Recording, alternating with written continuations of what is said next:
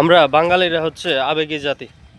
যখন আমাদেরকে আবেগে লাড়া দেয় তখন আমরা অন্যায়ের প্রতিবাদ করি। সো অন্যায়কারীর হাতে যদি অস্ত্র থাকে তারপরেও আমরা মৃত্যুকে বই না পেয়ে সেটার প্রতিবাদ করি, ঠিক আছে। সো আর যখন মনে করেন যে আবেগ চলে যায়, ঠিক আছে, সো অন্যায়কারীর হাতে যদি মনে করেন যে একটা লাঠিও থাকে তাতেই আমরা বই পাই, বুঝছেন। সো এই যে জুলাই আন্দোলনের পরে মনে করেন যে আমরা আন্দোলন করছি, অন্যায়ের প্রতিবাদ করছি, ঠিক আছে।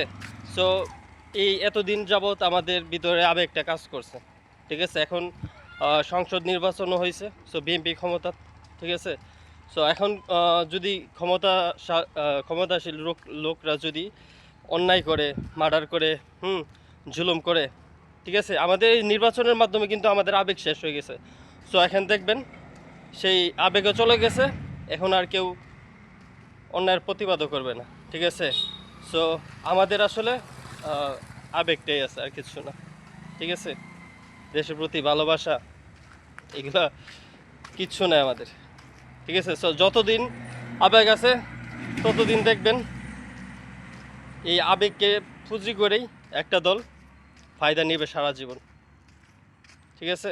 তো সবাই ভালো থাকবেন, সুস্থ থাকবেন, নিজের খেয়াল রাখবেন। আসসালামু আলাইকুম।